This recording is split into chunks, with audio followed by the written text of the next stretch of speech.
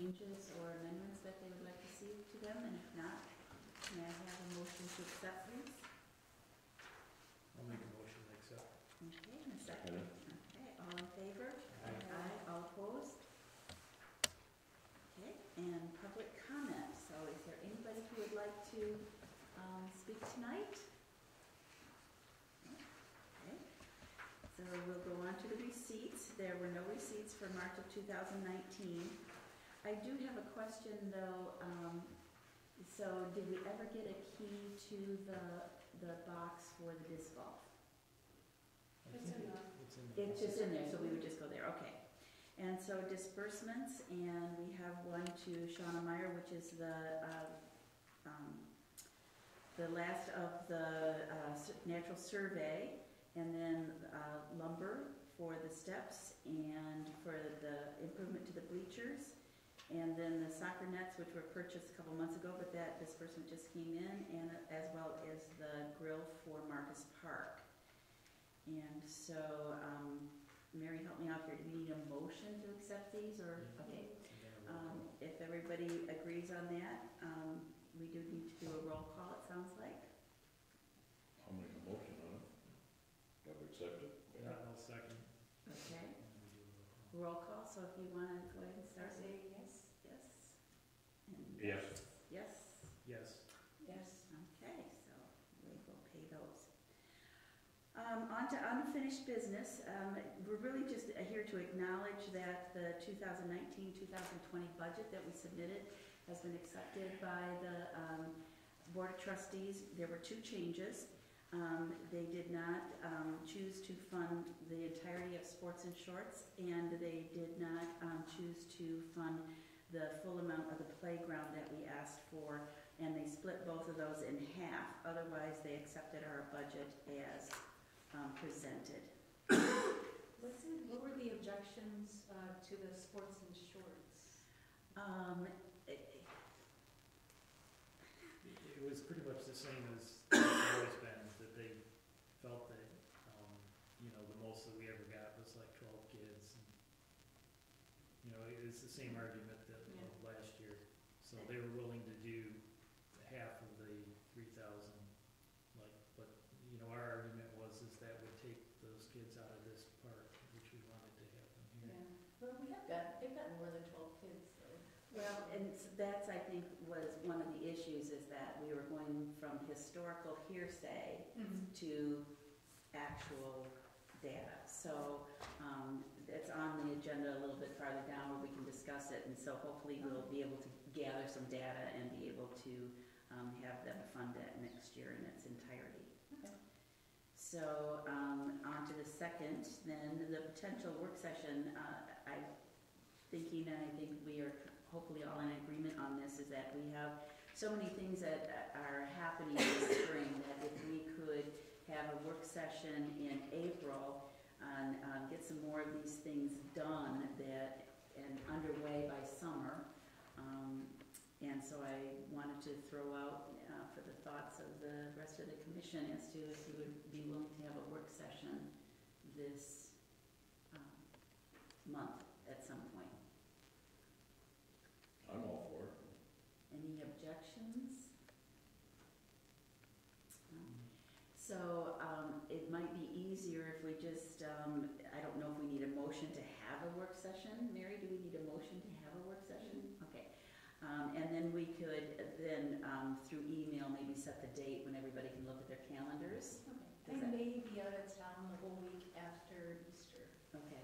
And the Sunday, Easter Sunday, I may be traveling starting on. I might be to Minneapolis.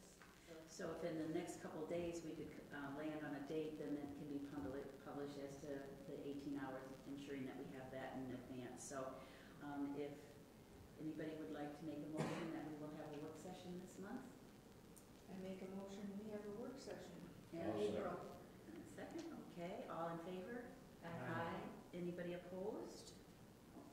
Okay.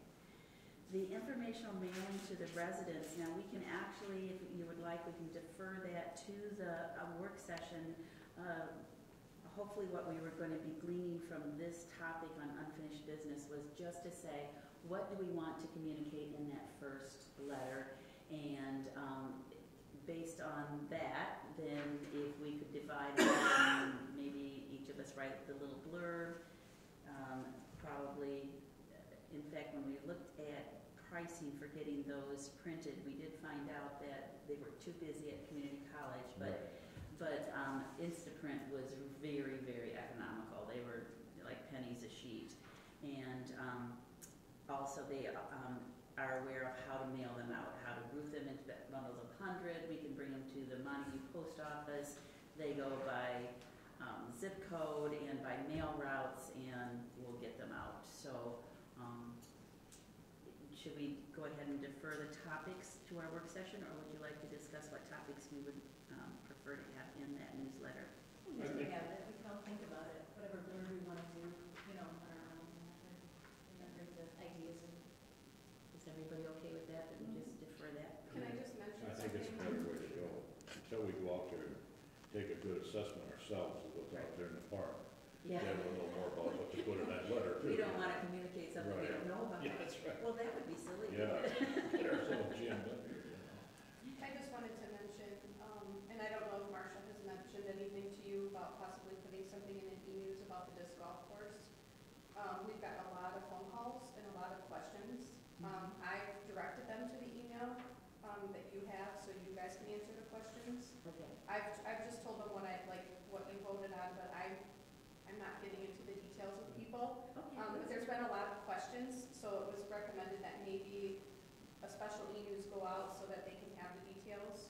I think that's an excellent idea, and it is down farther on the agenda. We Okay. can go a little bit further into it, but I appreciate that. And is there a way that we might be able to record the number of calls we get? Because I think backing up with data is always important. We can try to from here on out, but A little I don't know who slash all mark is or taking calls. I just know I've had 4, Sally's had a few, so I don't know if Okay. anybody else in the office has answered any Okay. questions, but. Because I think that's important that, you know, and especially if we can say, you know, are they residents, you know, would you, may I have your name and your address, and so that we can record that. And the other thing too is that, I would be careful what you wish for, you really might get it, but if we just had, say we had under 10 calls, then if they were willing to give their name and telephone number, I would be willing to make a direct call and answer any questions in order to have a one-on-one communication. There's been questions, people just popping in the office asking too, Okay. so it's not like they're making a huge stink about it, but they're just asking questions like, oh, I heard this, and Sure. just to get one big blast out might be better. With the absentee ballots, we've actually had a little blurb in there for people to sign up for e-news, I guess so we're that's even getting more. Thank you. So she just recommended it would be a good idea to possibly do that. Yeah, and we spoke with a couple people on Wednesday, what day was it? We did it. Anyhow, we, Yeah, the ones- yeah, we did run into a couple, and you know, we explained what was going on, and they were very understanding. So. Mhm. But I just think that whatever we can back up with data and true hardcore information is so much better than, you know, hearsay things, so that's. Well, it would eliminate some hearsay sort of thing, you know, rumors and things like that. And, hey, throw it out there. Yep, and I mean, I don't mind getting back to them if they wanted to talk to somebody. Sometimes a Well, I think one-on-one conversation. Sally and I have both just been recommending they email you directly since nothing has been blasted with e-news, Okay, just because that's your vehicle to communicate right now. okay. Thank you. Mm-hmm. So the next on unfinished business on the agenda is the completion of the steps. So you want to give us an update on the lumber? Sure.